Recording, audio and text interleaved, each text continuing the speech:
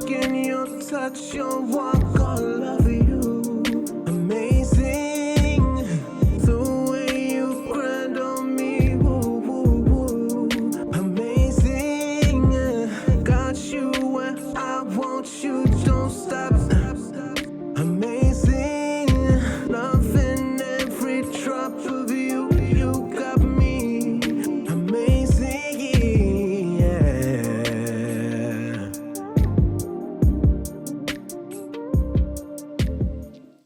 What's good, y'all? It's Jazz, and you are tuned in with In the Mix. Today, I have filmmaker Keith Lee in the building. What's up? Hey, how you doing? Thank you for having me. No problem. Thank you for coming and chopping it up with me today. I'm actually really excited. This is my first interview with a filmmaker. Okay. So we got a few things to talk about, okay? Yeah, yes, I'm with it.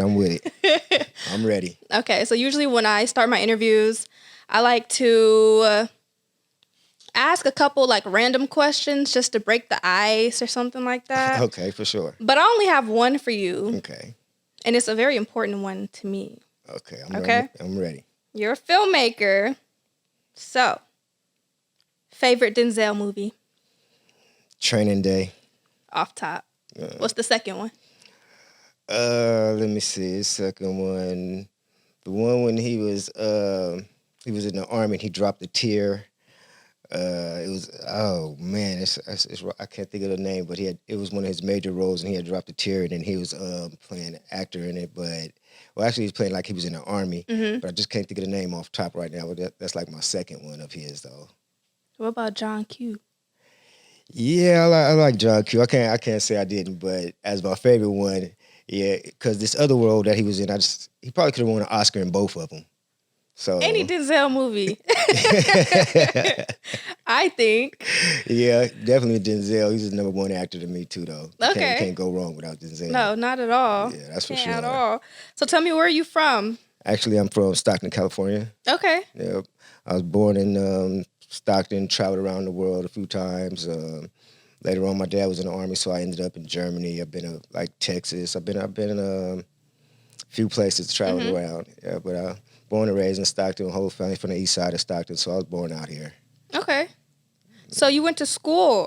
You have a degree in communication and radio and television? Yes. Tell me a little bit about that. How did you go down that route? Okay, well, actually, it's kind of, well, what happened was I was in the film, and I was living in Stockton and stuff, and I was kind of like, I was out in the streets, and I was hustling, I was selling drugs and a lot of different stuff, and my older brother had just got killed. My parents had moved to Frisco. Mm-hmm. But we'll say when I was in Germany, we had heard about Spike Lee, and he was a filmmaker, but I wanted to make films, but I didn't know how if it was possible. Mm-hmm. So then when I came back and back to the States, I was out in the streets and stuff. Like I was saying, my parents had moved to Frisco, so I moved to Frisco with them for a while to get out the streets. And there was a guy on TV by the name of Matty Rich. He had made a movie called Straight Outta Brooklyn. Mm-hmm. And that's what made me kind of like getting started. And I put that, Spike Lee had made movies, so it made me want to make movies. But when Matty Rich showed that coming from the streets, kind of sort of that you could raise your own money and make a movie, that's when I knew that it was really possible without going to college. And right. Yeah, but I still had to go to college to learn the fundamentals of filmmaking when I was in Frisco. Like the basics. Yeah, so I didn't have like a library card or anything like that, but I would check out books and read all of the books, and then after I read them, I'd take them back so that they wouldn't be stolen so somebody else could read the books. Right. But after that, I still need to learn some more, so I jumped into City College, took their classes, a lot of City College courses on film, and we were editing it in film. Nothing digital now, it was all film. Mm-hmm. So after that, then I came back to Stockton, got my degree, learned all them classes up in Frisco in film, but then technology changed. Right. Yeah. So how'd you feel about that? Because that's a big jump. That's how I got into communications, because technology changed. And when we went from slicing with film, everything was digital, Final Cut, Adobe. So you had to transition to that. So when I came back to Stockton, I had already worked on, interned on films in the Bay Area. I had interned on Spice One's videos, MC Hammer's, who else? Boots from the Coop. And then but I started getting paid after that as a PA. Once they watch you working as an intern, people will watch you and see how good you are and they'll pick you up. So I ended up getting paid jobs like for PA positions in the Bay Area. But when I came back to Stockton, there was nothing really going on. Everything was in communication. So I had to go back to Delta, jump in there and learn and see how it was going for I guess this new wave that was coming along that took us by storm, and that's the internet. So that's how I got into communications in Stockton. I went there, took up every class that they had there, and told them about filmmaking because I had already made a movie already. So when I got into communications class, so I was telling them about how to make movies and stuff. But that's how I got into communications, all from starting off in film and then having to catch up and end up in the communications. Okay. So I'm going to go back on the intern. Okay. The intern portion of what you were talking about. Tell me about Mrs. Doubtfire, Robin Williams. Oh, yeah. I had interned on that. That's the dope. The way I got that was kind of like they was always shooting movies in San Francisco, independent movies. So I was walking down the street and I seen all of the trailers, and there was a whole bunch of trailers, and I didn't know I knew that they were shooting a movie. So, and I went and I said, forget it, I'm just gonna knock on a trailer. I knocked on a trailer, but a lady came out, and she just happened to be like, she was working for Robin Williams, and she had did all of the budgets and all of the casting and stuff. So then I started talking to her and told her I was into filmmaking, I wanted to make movies, and then she got me on as an intern. That's dope. So you just knocked on the door. It was like, hey, what's up? Yeah, I'm trying to work. Yeah, she's still in the industry right now. So her name is Debbie Brubaker, but she's still in the industry in the Bay Area and stuff. But yeah, just got to keep pushing, knock. You never know what somebody's going to say. That's what's up. That's very inspiring. Thank you. For sure. Yeah, it's pushing. Because you're going to start off picking up paper for free first. But you got to watch if you want to be the director. Then that's like what I was doing. I was watching because I wanted to be the director. So I'm picking up paper, but I'm still watching what director says and how they move and talk to people and then seeing about the grips. And because after you start interning, and you got to start picking up the lingo, like what's an Apple box and C-stands, and you got to know all this stuff. So if you working as an intern, you got to basically read like whoever need help on set. You got to like kind of like mind read them and then take the stuff to them and then help them before, because it's a whole production. It involves a lot of people, but you got to just be on point about it. But also take your notes. Yeah, at the same time, so you can keep going. Yeah, because you definitely want to go on your own someday for sure. So you got to take them notes. You don't want to be an intern forever. Nah. I feel it. Tell me about the people you've met. Danny Glover, Lynn Whitfield. Tell me about that. Yeah. When I came back to Stockton and after I was trying to make a movie and I didn't have the funding. I didn't have the funding, but I had the know-how and technique and all of that. But there was a guy out of Sacramento who was making movies and stuff. Well, he wasn't making movies. He had a #1 rap company. So I went to him and told him that I was trying to make movies and stuff. And me and him got together and we produced my first movie, which was Greedy. He produced it. He had put up like maybe 100,000 or something. And I ended up writing the movie and I directed the movie. Then we started entering in film festivals, because the only way you're going to get a little bit of notice is if some film festivals, but you got to know which film festival is the right one to go with, because if you just put your movie in a film festival as a world premiere, then it will be a world premiere, but it might be on a smaller level. Right. Because you want to go to like Sundance first, or they got other certain ones that's different criteria the way you want to put your movie in. Because like I was saying, once you put in the first run, world premiere, it's going to be a world premiere, and you won't be able to world premiere it as another film festival. So if you go to a lower film festival, you'll be stuck. So, but we had entered the San Francisco Black Film Festival, and I got in there, and then I went to the Hollywood Black Film Festival, and from there we went to Cannes, France. Oh, wow. So when we was in Cannes, France, that's where I met Danny Glover and Lynn Whitfield. They was giving Danny Glover an award, and he wanted me to be up there with him and said the next filmmaker is going to get this award. So I was up there on the beach with Danny Glover, and we talked and discussed for future projects. But that was years ago. But I'm not going to say it's still not going to happen, because anything can happen in the future. Yeah. And then I met Lynn Whitfield. She was there, and I met the other guy. He had just did the movie with Tupac. And he was in Gridlock. It was a movie called Gridlock. And so I started meeting these people as I started going up different levels and stuff. So after you start moving up, you'll start meeting different people. But that's how I met Danny Glover and Lynn Whitfield. I met them in Cannes, France.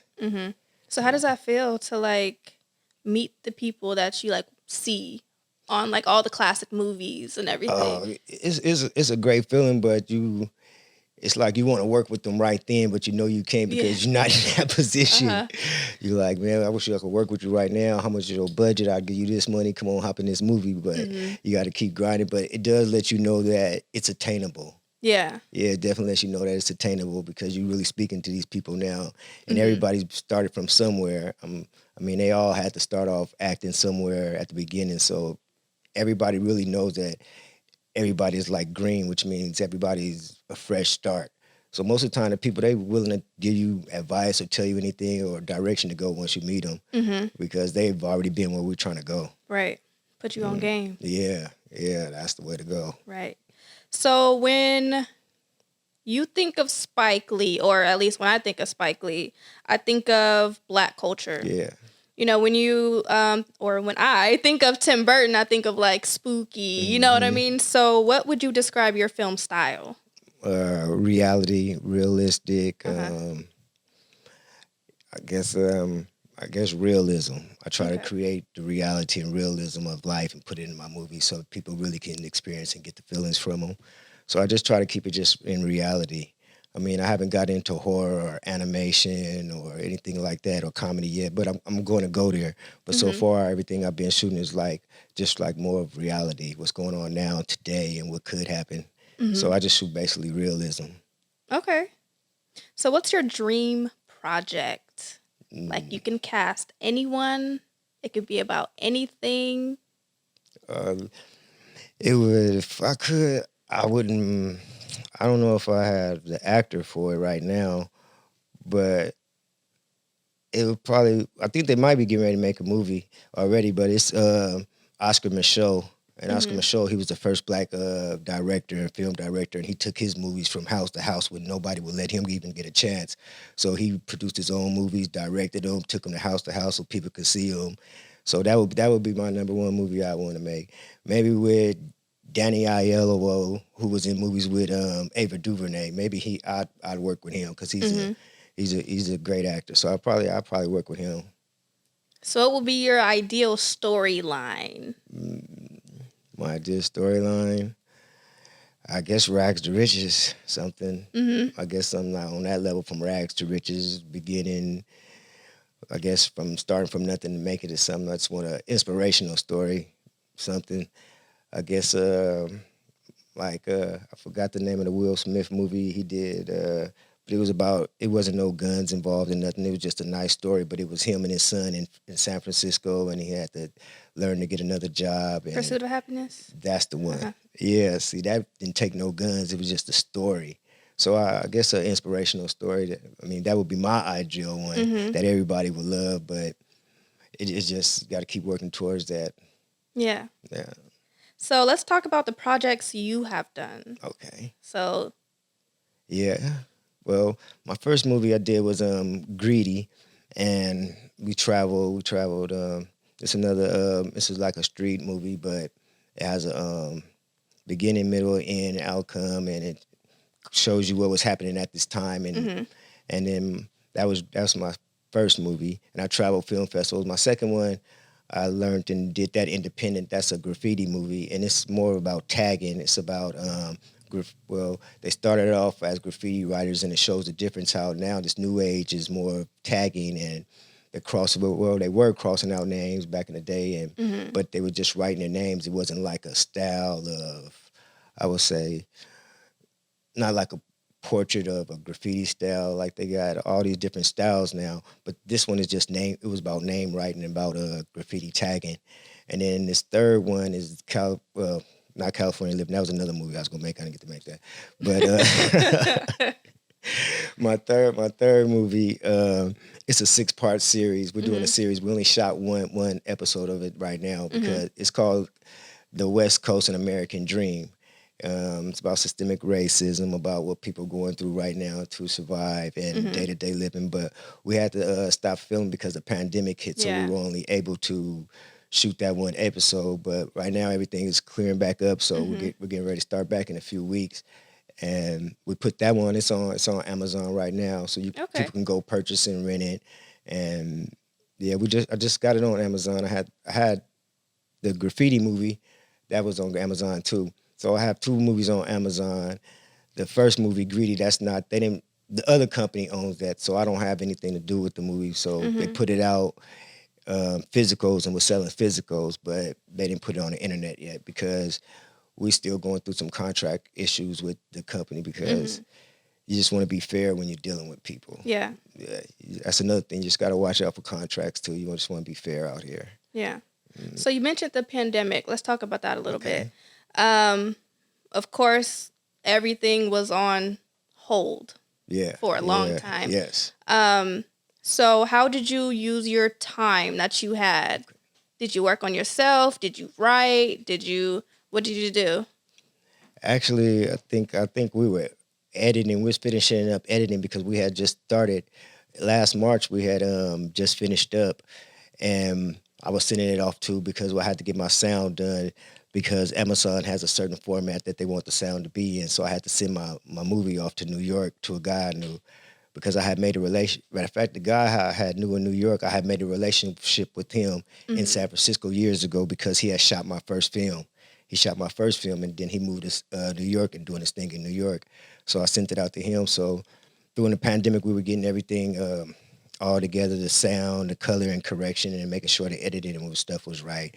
And then we ended up putting it out some months. This past September, it came out. But I didn't really get to advertise that much because one of the characters in the movie was my little brother, and he had a major role in it. And he ended up getting killed this past October. So it kind of threw me off balance for a few months in my writing.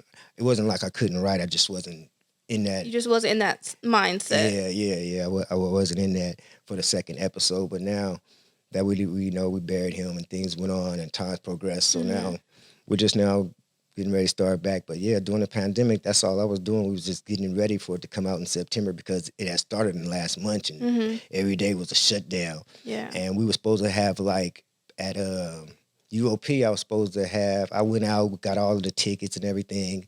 And it was 2 weeks before they shut everything down. So I was getting ready to have a premiere at UOP College, but 7 days before that, I had to make a video for YouTube and tell them that I'm not going to have it because they shut everything down. So I didn't get to have a premiere. So missed out on premiere. And so we just basically just made sure that the whole movie was straight to get it out. Yeah. Yeah, so that's what I did over the pandemic. And then get ready, think of the ideas and stuff for the next projects I was going to do. But yeah, I just think of the next projects and getting this last project out to the people. Right. That's a good way to spend your time for sure. Yeah, thank you. Instead of sleeping and eating all day. Yeah, a lot of people gained. Yeah, a lot of people gained this. Yeah.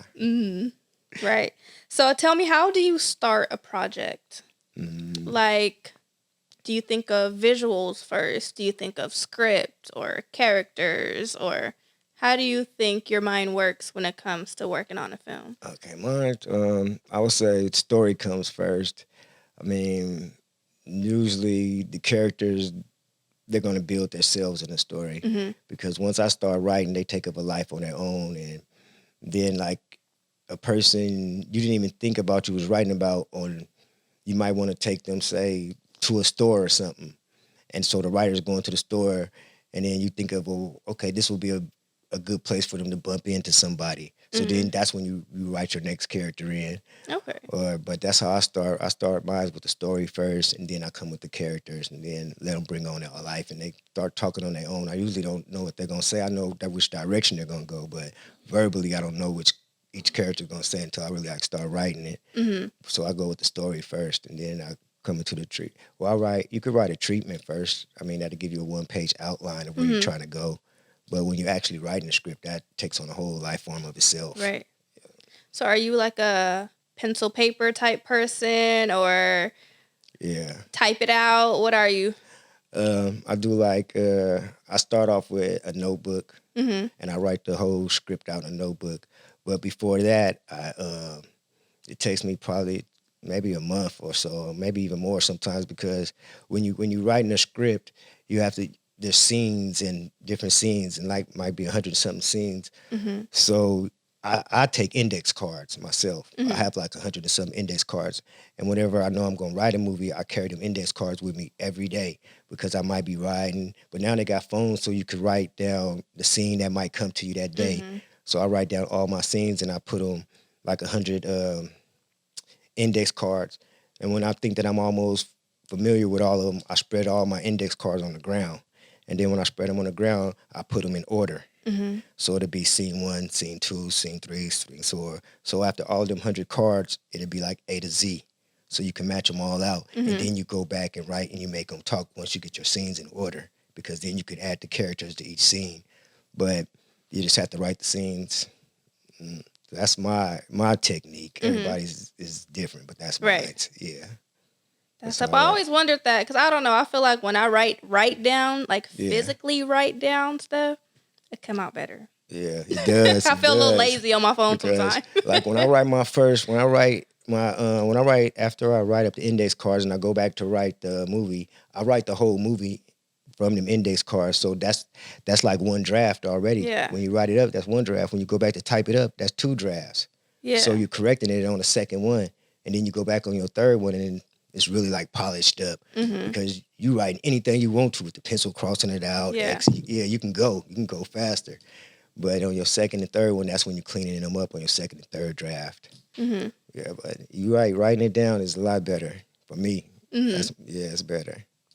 So what advice would you give to an upcoming filmmaker or someone who's thinking about it, or maybe somebody who's been doing it and feels like, they're not moving anywhere? I would say you got to learn this craft and pick people that you would want to I would not necessarily say copy, but kind of emulate where they're trying to go if they have a trajectory in their career. Like Ava DuVernay right now, she's a black filmmaker from LA, and she has a firm and she's out there doing a lot of things. So you would want to try to get into an organization that can help you, that's going further, so that you can learn, be up under people that you kind of intern from.